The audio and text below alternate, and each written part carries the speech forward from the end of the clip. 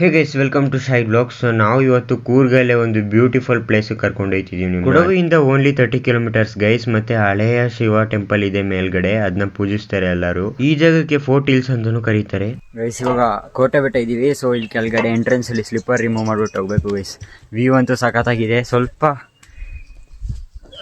ಕಮ್ಮಿ ಕಾಣಿಸ್ತದೆ ಹೈಟ್ ಹತ್ತಕ್ಕೆ.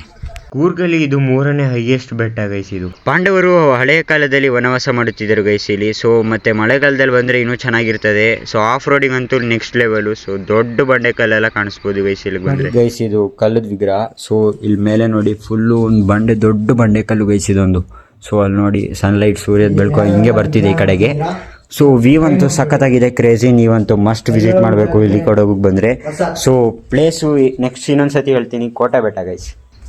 ಬೆಟ್ಟ ಟಾಪಿಂದ ಇದೇ ವ್ಯೂ ಗೈಸ್. ಹೇಗಿದೆ ಅಂತ ಕಮೆಂಟ್ ಮಾಡಿ. ಸೊ ಬರುವಾಗ ಸೂರ್ಲಬಿ ಫಾಲ್ಸ್ ಸಿಕ್ತು. ಇವತ್ತಿಗೆ ಇಷ್ಟೇ. ಫಾಲೋ ಮಾಡ್ಕೊಂಡಿರಿ. ಟಾಟಾ ಬಾಯ್.